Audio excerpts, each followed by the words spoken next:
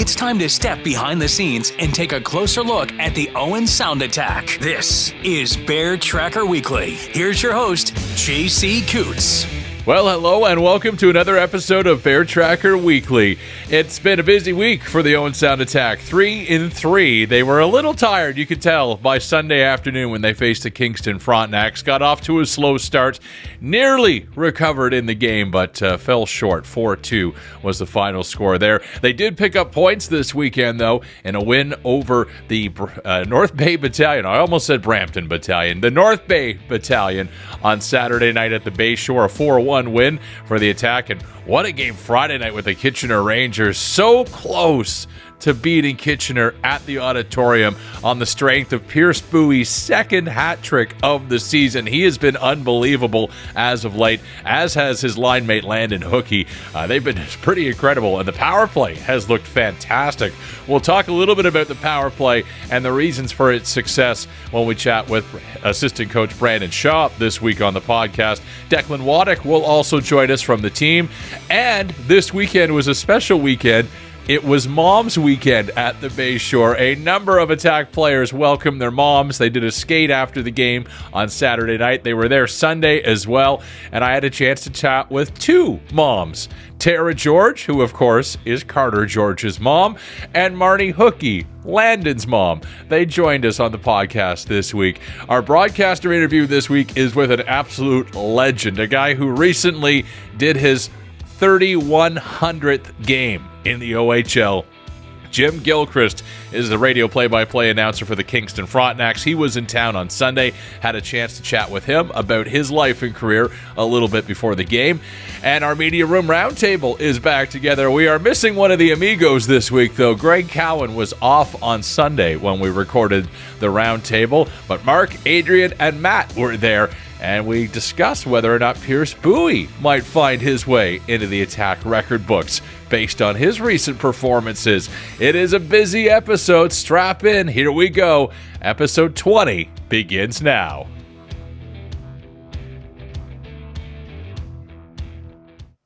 Well, this weekend was a special weekend for the Owen Sound attack. It was the annual Moms Weekend. A number of moms were in town to celebrate with their sons. They went for a nice little skate on Saturday night after the game, and then they were there to celebrate on Sunday as well.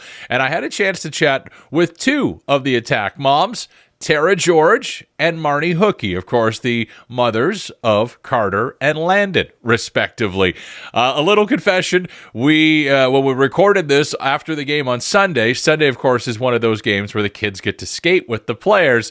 This was taped at ice level, and it was chaos, and I could not hear a single word either Tara or Marnie said, so if it sounds a little awkward, that's the reason why. It might be a little loud too with all the excited kids in the background, but here it is, my conversation with Tara George and Marnie Hookey. All right, joined by two of the hockey moms here because it's Hockey Moms Weekend. Marnie Hookey is here and Tara George is here. I'll ask you both the same question because everyone gets the same first question on the podcast.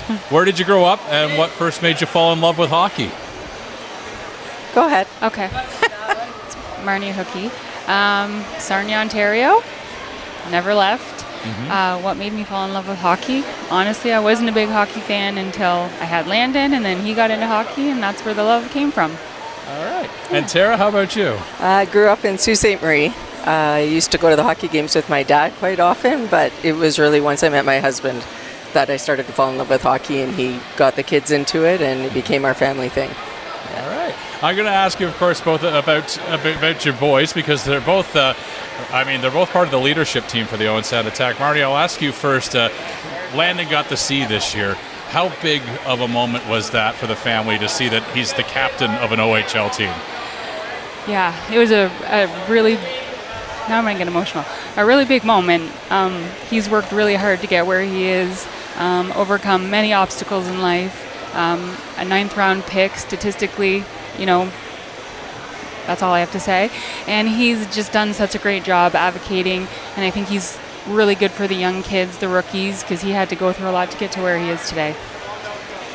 Tara, it's been a big year for Carter as well. I mean, in between getting the assistant on his jersey, although he doesn't actually get to wear one, but also representing Canada at the World Juniors this year, it must seem like a lot has happened in a very short amount of time for the George family. It does. It's been a whirlwind ever since we came down here 2 years ago, and I mean, hats off to Owen Sound. We couldn't have asked for a better place for him to go through all this, and it's such a tight-knit community here that the support that he's received.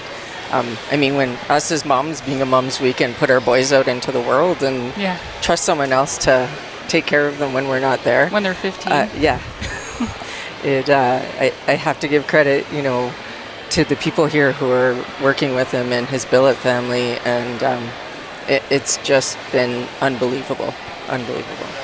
I was going to ask you, too, because you are an athlete yourself. You're a curler, so of 4 provincial championships. So if Carter's ever having a tough time, if he ever feels pressure, does he ever come to you for advice? Because you've kind of been through the grind before.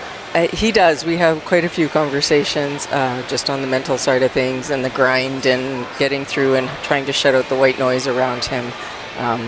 And he challenges me and I challenge him. I tell him if I had half of his mental toughness when I was curling, probably could have had some world championships there. And Marty, with Landen, obviously he's a big guy out there. He doesn't really back down from a whole lot when he's on the ice. Do you find yourself getting nervous as a mom now, or are you pretty confident he can handle himself out there? Oh, I'll always be nervous. It's that aspect of the game is obviously needed, but don't love that it's him that does it. But yeah, I always get super nervous. I just don't want to see him get hurt. That's my thing. Yeah. I'll ask you about the Hockey Moms Weekend. I think, Tara, this is maybe the second one you've been a part of now.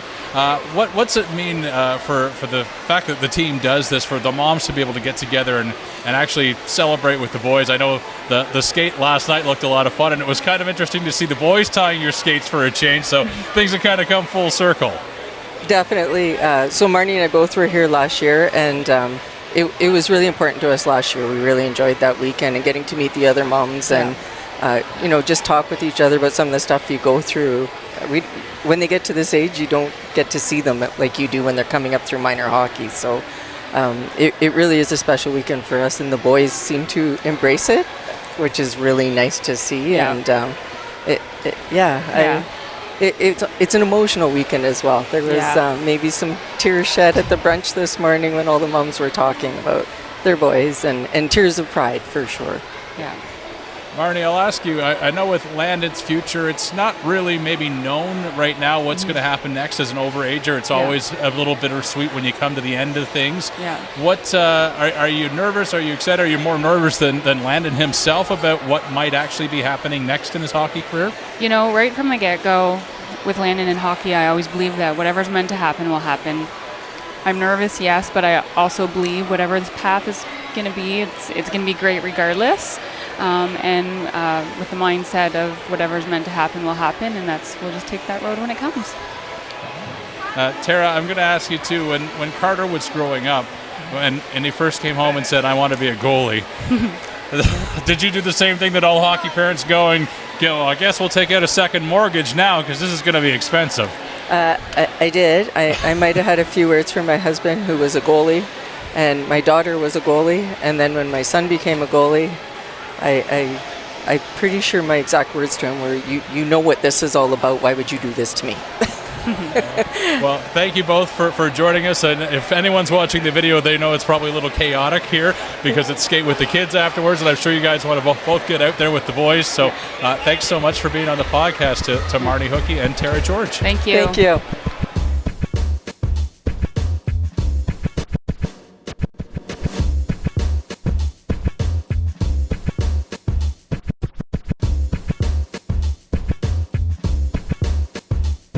Declan Waddick is in his third season in the OHL and second season with the Owen Sound Attack.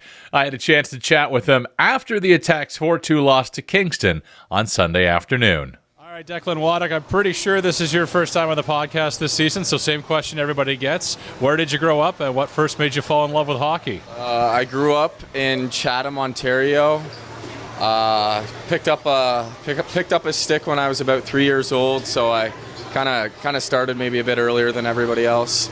That first year wasn't the best, but then the following year I just started to pick things up, and then now I'm here. So everything happened to go in the right way. So yeah, no kidding, getting up to the OHL, that's a pretty good journey for picking up a stick once. I'll ask you this, the team's just finished a game against the Kingston Frontenacs, 4-2 loss for the Attack. Didn't start out the best for the team, but once again the never quit attack showed up in the second and third period. What did you think about the effort from the team here tonight? Yeah, no, that first period, that was Kingston's best and definitely probably one of our worst. And then in the second period, we definitely picked things up. Our structure was way better. Our effort was way better. In the D zone, they didn't have many great A's in the second and third, and we seemed to pick things up. Started a little bit of offense and put a few in the net. We just couldn't finish the game. So. It's a bit of a tough weekend for the Attack. You did pick up 2 points, though, with the win over North Bay last night. That keeps the playoff picture in view for you guys. I think you're just 2 points out. I believe Sioux lost this afternoon as well. Do you find yourself doing a lot of scoreboard watching, or are you kind of keeping that out of your mind at this point? Yeah, we're definitely keeping up with what's going on with the Sioux and Guelph and how close it really is. We're 2 points off, and we're hungry. We want that playoff spot now, so we're coming for it right now. The power play has been very, very good as of late. Picked up another goal here today. It sounds like Regan O'Grady is getting the credit for the power play. What's your thoughts on how things have been going with the power play so far? Yeah, no, Regan's been great. Our first power play's been unreal. This weekend they were phenomenal. Just staying consistent is huge for the next 18 games, so hopefully we can stay consistent and keep burying the puck on the power play. What's the mood like been in the room these last couple of weeks? You've been clearly playing the best hockey of the season as a team so far, so we can tell that you're focused, but it seems like you guys are having a little bit of fun too. Yeah, no, obviously when you're winning games, it's a lot more fun, especially in the locker room. After games, the next day at practice, it's all usually a better vibe than losing, of course, so we're hoping to keep that up, and the locker room will be great. It's Mom's Weekend this weekend. I'm pretty sure I saw a picture of your mom here as well. What does it mean for the guys to have their moms here and get a little bit of time with them, even if they haven't seen them in a while? Yeah, no, we love it. We love having them here, even if we only get to see them for 20, 30 minutes to an hour or whatever. I know they love it. It was we got to skate after last night's game, and that was really enjoyable, just to spend some time with your mom that you don't get to see too often. So, no, good to have them here. Looking ahead, there's 2 more games on the homestand before the Attack hit the road for 4, and they're both coming against Erie Friday and Saturday night. This is a team that you lost to in overtime about a week or so ago. How does the team prepare for Erie, who they've seen a few times now this season? Yeah, no, we got a long week of practice this week, so we can prepare for Erie. You know, they're a pretty good team. As long as we do what we do and play our game, we'll be just fine. All right, Declan, well, best of luck this week to you and your teammates. Thank you.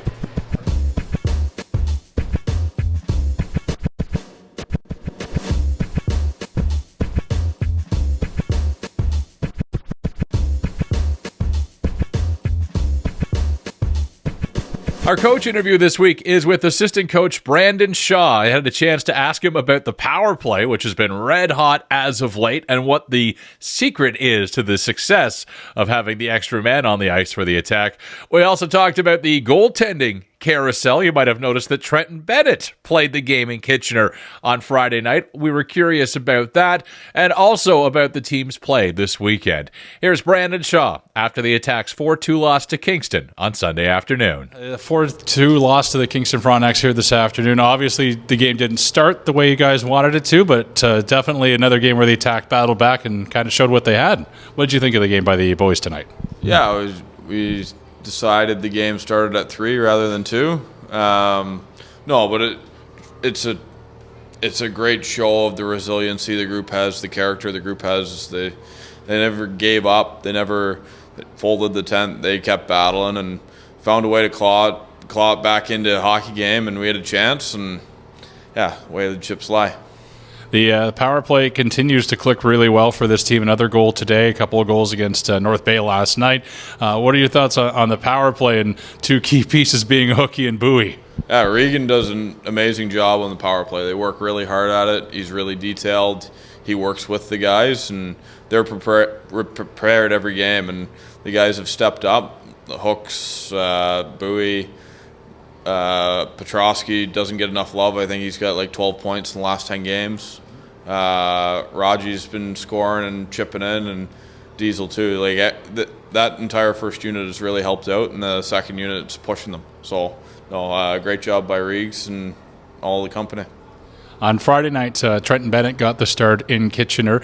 Obviously, nothing wrong with the other two goaltenders. Just it sounds like the scouts wanted to see him get a chance to play. And what were your thoughts on a game where he got a lot of shots? I think he had 35 saves in that game against the Rangers. Yeah, Benny's really good. He's a really good goalie, and we're lucky. Like, we have a great stable of goalies.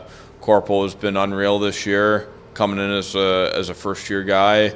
Obviously, Georgie's Georgie, and then Benny comes in to help us out, and we realize we got another stud in net. And yeah, teams are banging on the door to see him and Corporal play lots, because they've shown that they belong in the highest levels. And credit is all to them. Lenny Greenberg, defenseman for the Attack, just joined the team last weekend. Didn't know a lot of the players, barely had slept coming over from that Western time zone, but looked a little bit better this weekend. What did you think of Greenberg and how he's starting to adjust to everything? Yeah, Greener's great. Greener moves pucks really well. He's a smart defenseman. I think as he gets acclimated with our culture and how we work out, how we practice, everything like that, it's just going to keep getting better and better. He's a very good defenseman, and we're happy to have him. Attacker probably right now playing the best hockey they've played all season long. This stretch of games at home has definitely helped, I think, a little bit. But what's the general mood been like with the boys in the room, knowing that things are starting to come together at the right time? Yeah, it's fun. It's fun when you're playing for something bigger. And these guys have that in mind every single day, every single practice, every single workout. So they're putting the work in, and they care about each other. They want the 20-year-olds to have an extended season so then they can earn contracts. They want, and our older guys want the young guys to experience playoffs, so when the time comes and they're ready to win a championship and really make a push and a run for it, they have that experience, and that's the legacy that the older guys leave. So having that care, having that bigger goal in mind is pretty special. Looking ahead to next week, you've got two against Erie, a team that beat you in overtime about a week ago here at home. What's the preparation like for Erie, who you've seen before now a few times this season? Yeah, we'll focus on us. We'll focus on our structure. We'll get ready for them. We got them 4 times over the last 18 games or however many we got. So those are 4 big games, and we got to be their big brother.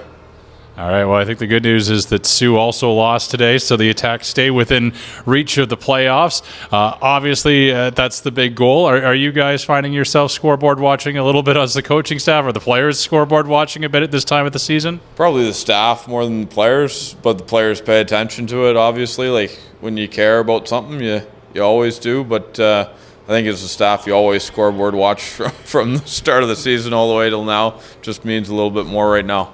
All right, Coach. Well, best of luck against Erie this week. Thanks for joining us. Thank you.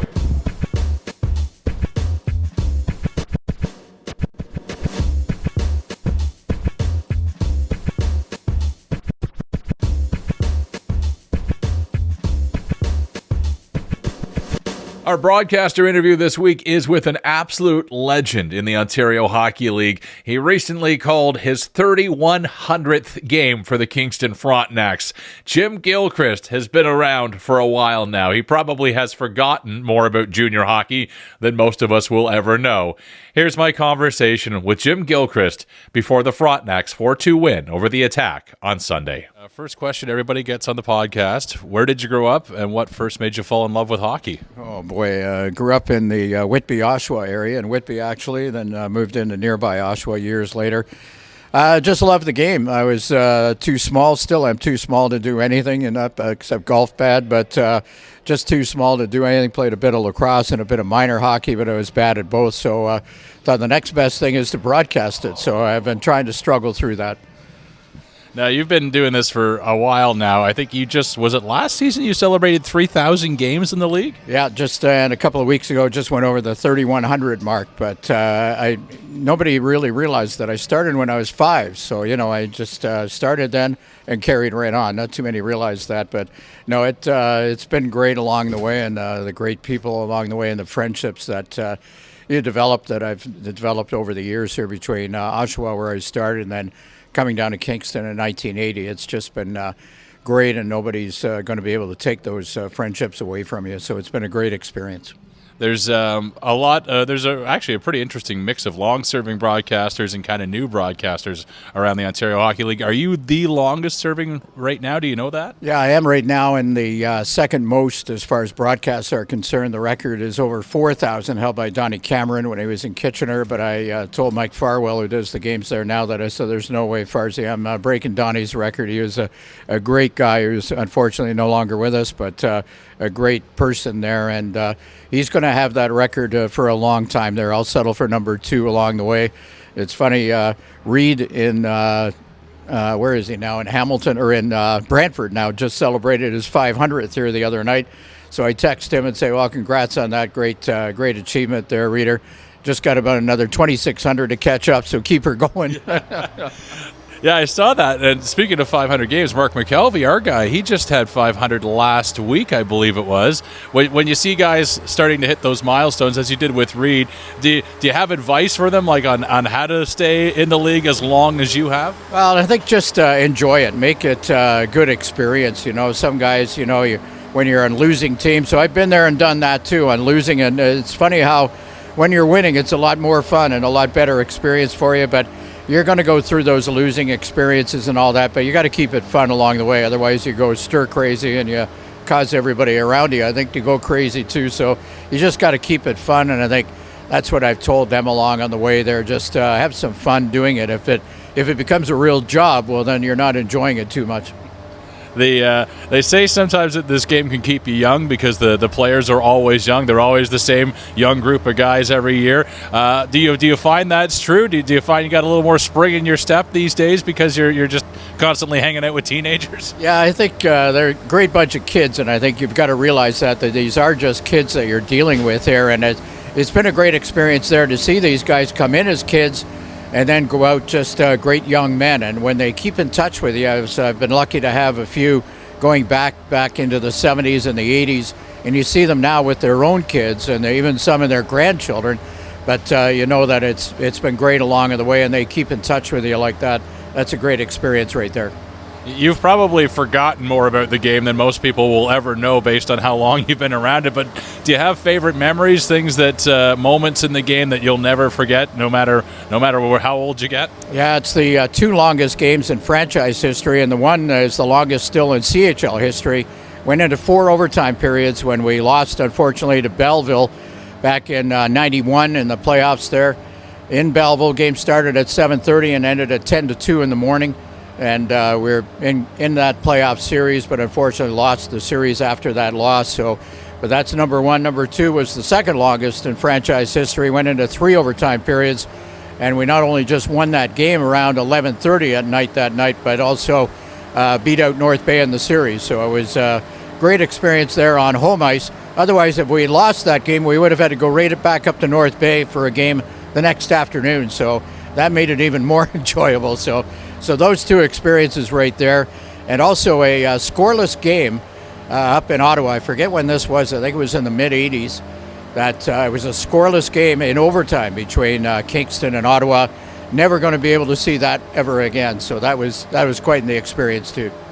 Have you ever, and I asked this question because we've got Fred Wallace here who knows how to get himself into trouble every now and then. Have you ever said anything that got you into a little bit of trouble or ruffled the wrong feathers? Well, not really bad, but in a way where other coaches or our coaches kind of heard back what I've said. And Larry Mavety, who was a great guy, I can't tell you exactly what he had said, but he said, "Why the heck?" Another word in there, "Why the heck would you say something like that?" And I said, "Well, it's because it happened." He said, "Well, that doesn't mean you have to tell everybody about it." So I used to get into trouble with him for a few times for telling the truth and telling what really happened. But no, we've had some great experiences there, and I know Freddie well here. We miss him when we see him on the road here, but I have to put up with him for a few minutes here.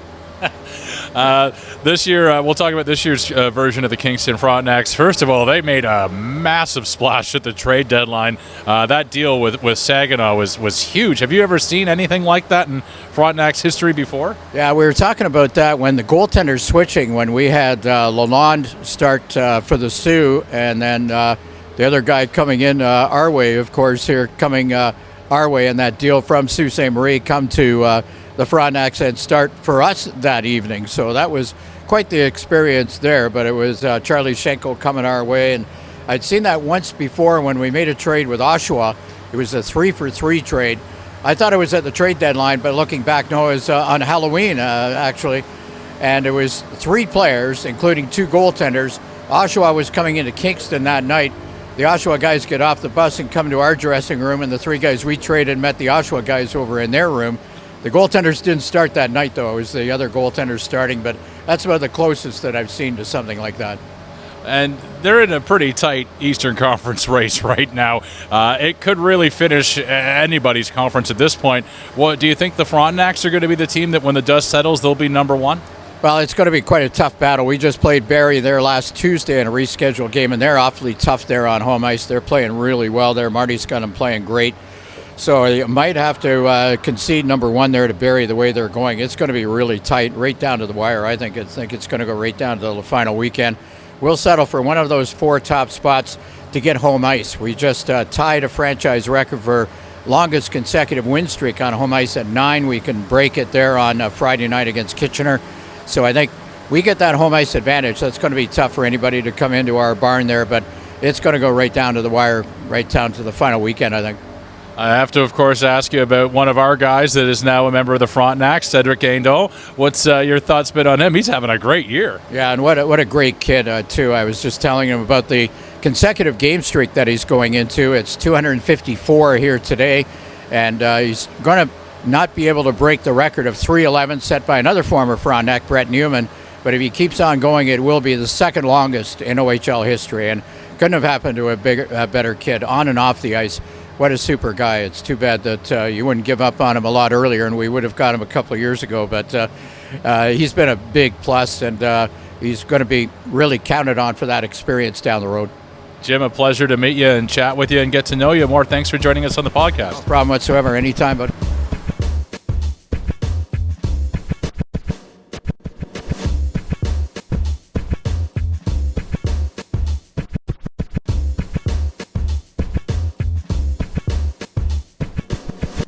The Media Room Roundtable was a man short this week with Greg Cowan away on Sunday, but we still got together and discussed all things Owen Sound Attack, including Pierce Mbuyi and his chances of maybe getting into the Attack record book.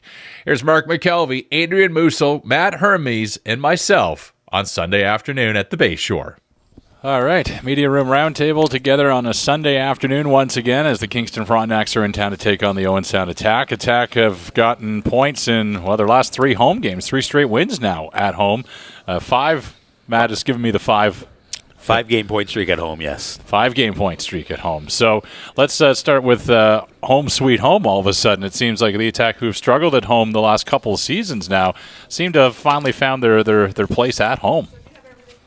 Yeah, well, it's a good sign. I think we've talked about it on this pod a few times the past couple of weeks, but I think this is the stretch for this team if their playoff ambitions this season are to be realized. This 8 of 9 games at home, and they're taking care of business at the Bayshore. 5-game point streak, a big W over the North Bay Battalion yesterday to keep that rolling, and now the next 3 in a row at home, and the Kingston Frontenacs this afternoon. A tough task, but yeah, it's a good sign, and it's fun for everyone, right? The fans like to come out and see a winner, and the Attack are making things entertaining here at the Bayshore. Yeah, the vibes are just so much different this season here at the Bayshore. And last year, and you said it, JC, that there were some struggles on home ice, and this is supposed to be one of the toughest buildings to play in. Opponents all the time say, I hate playing at the Bayshore. It's a tough building to play in. Obviously, it's tight. The fans right on top of you, but Owen Sound wasn't using that to their advantage last season. And I don't know if it was the style of play and maybe just obviously a team that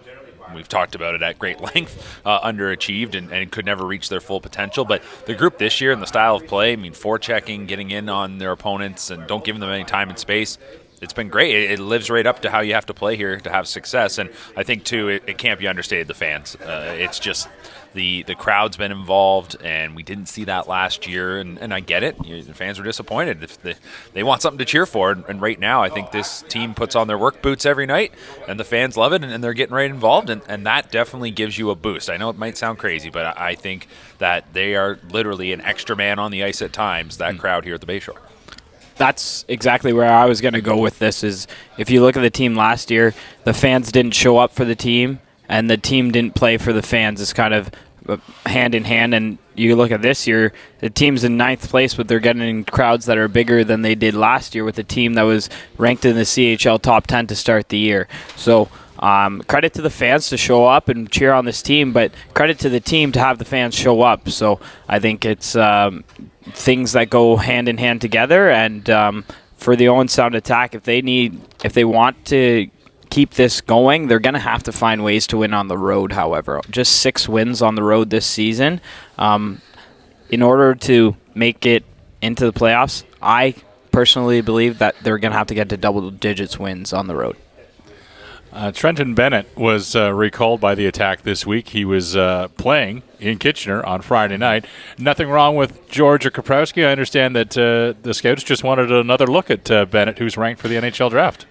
Yeah, that was what essentially Attack head coach Scott Ray had said publicly, that there were some scouts kind of knocking on the door saying, can we get a look at this kid in OHL action? And I think Trenton performed admirably given the circumstances. That's a tough situation to come into. You know, you're getting back up to game speed in the OHL, facing higher quality shooters, playing in your hometown for the first time in the Ontario Hockey League, and knowing the circumstances of the game that scouts want to see you play. So that's a lot of pressure for a kid to kind of be thrust into. And I mean, he had 39 shots, was it? The Kitchener Rangers fired at him. Like So a busy night in the net, and he performed, I think, admirably given those circumstances. I know there's probably a lot that went around that, and you mentioned that scouts obviously want to see him. You're trying to find that right spot. I think, looking back on it, I maybe would have liked to have seen him in last night, but at the same time, he got to face a quality team too, right? And I thought he didn't look like the same goalie we saw here in December and January, but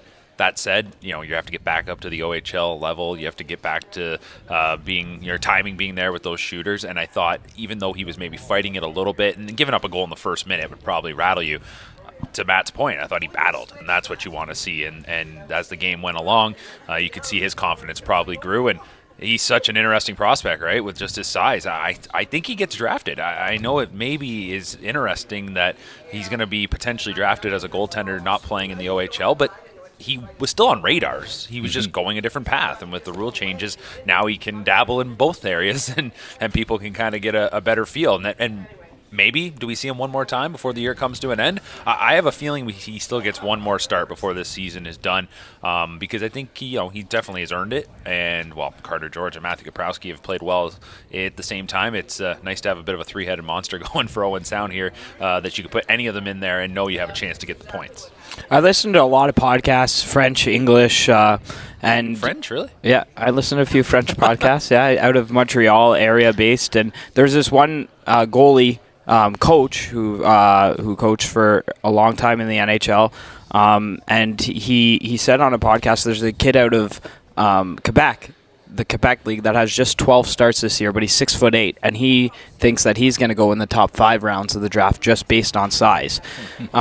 So when you look at the size that Trenton has at 6'7", goalies just get a better rep from scouts when you're that much bigger, because pucks accidentally hit you.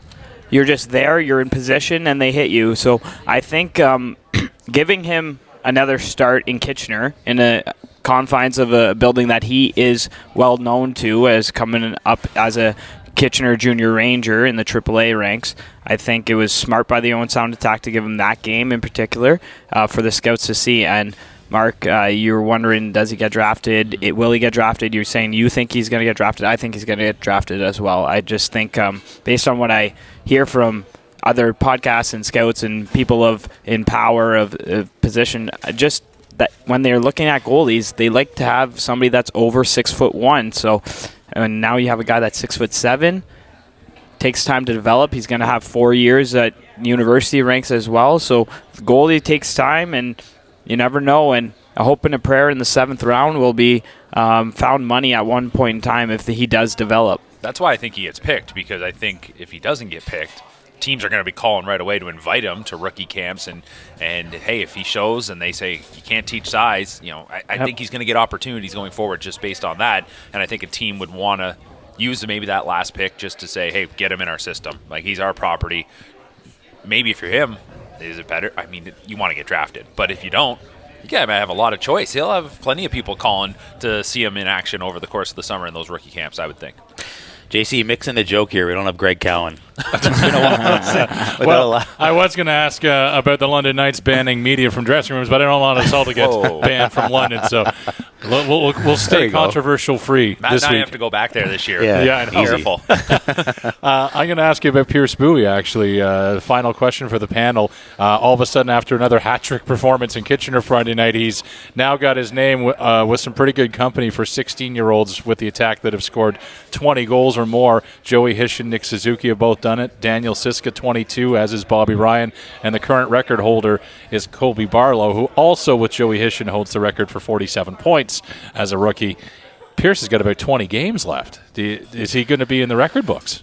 18 games to go. I mean, he essentially has to play at a point-per-game pace to match the Hishin-Barlow record. He need, 15 and 18 games to tie it. So, I mean, the way he's been playing the last 6 to 8 games, essentially since he got bumped up the lineup after the departure of Sam McHugh, playing first-line power play minutes, first-line minutes, he's excelled in the role. So, he's a 16-year-old kid. You don't want to put the pressure on him to think that he'll continue to sustain the production that he's had, but I mean, watching him every night, it's easy to imagine that he could challenge both the goal scoring record and the points record over the final 18 games of the season. Points in bunches as well, right? So even if he maybe has a few games where he's held off the score sheet, he's, as we've seen, so capable of busting out and having a big time performance, and confidence is huge, right? And clearly, I never thought there was ever a time at this season that he would have thought, do I belong? Like, I'm trying to fit in. Like, I think right away we saw that he gets in the mix. But now, I imagine, he feels like, okay, not only do I belong, I'm a first-line player in this league at the age of 16. It's awesome to see. And that line, with Hookey and DeLille, it just complements so well. And it's funny because we thought when McHugh left and then Mason Ray went up, it was a natural fit because it kind of replaced what Sam McHugh was. But now we see you put a smaller forward with all kinds of skill, it still works. And I'm excited to see what he can do down the stretch here and hopefully challenge those records. Well, I think it works, Mark, because of the way that he plays. He doesn't play a small game at 5'11" or whatever he's listed as. He plays a game of a guy that's 6'2" that isn't afraid to go to the front of the net. And most of his goals are scored within 10 feet of the goal. And we saw it last night against North Bay that he's going and he's grabbing pucks behind the net. He's battling with some of the bigger defensemen in the league. As a 16-year-old, he's very, very highly competitive of a player, and he doesn't back down from anybody. Pierce Mbuyi's got all the intangibles to be a first-rounder. You named Nick Suzuki. You named Colby Barlow, Joey Hishin. They're all first-round NHL draft picks. So now for Pierce, it's to have a good end of this year, get on the scouts' radar, and then next season have another great campaign. And I'm sure he'll be invited to the Hlinka Gretzky Cup in the summertime, or potentially be invited as one of those U18 players coming in. And I think the sky's the limit for Pierce Mbuyi, honestly. I love his game. He has got so much skill and tenacity, and that's what a lot of people don't have. They have all the skill in the world, but they don't have the work ethic, and he's got it all. The drive. I see Mark's putting on his Owen Sound friendship bracelet there. Shout out to the Attack Marketing Department for doing that on a day when Taylor Swift is in the Super Bowl. So she's not here? She couldn't make it. She was double booked. I heard a rumor. Well, maybe. Keep your eyes peeled. We'll watch for a private jet landing outside the Bayshore. Before we go, though, should acknowledge two things, both about Mark McKelvey Happy birthday. It's your birthday today. Thank you. And congratulations on 500 games called. Oh, yeah. I talked to a guy earlier today that has called 3,100 games, and he said you're well on the way. Oh, yeah. I mean, I don't even think that's possible. That's insane. So 3,100. Wow. Yeah, that's Jimmy Gilchrist of the Kingston Congrats, Frontenacs. Mark. 500. And he still has to miss the Super Bowl. Poor guy. The sacrifices are worth it for hockey. Roundtable, thanks very much for joining us.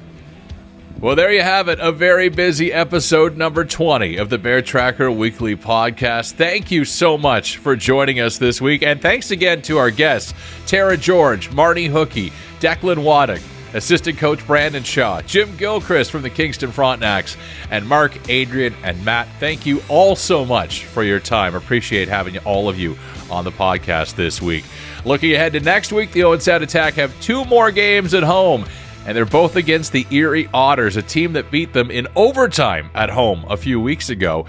Erie's in town Friday night, a rare Friday night game for the Owen Sound Attack. It also happens to be Valentine's Day that night, and it happens to be free belt bag giveaway night, or I think we call them fanny packs. Really, I guess it depends on when you were born on what you're going to refer to the giveaway as. But the first 3,000 fans through the gate will get a belt bag or a fanny pack.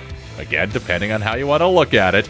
Attack are also taking on the Otters on Saturday night as well. Tickets for both those games can be purchased at attackhockey.com. Thank you so much for listening. We'll see you at the rink. Cheers. The Bear Tracker Podcast is produced in association with Blackburn Media from the CKNX studios in Wingham, Ontario. Remember to like, follow, and subscribe at Bear Tracker Pod on social media and wherever you get your podcasts.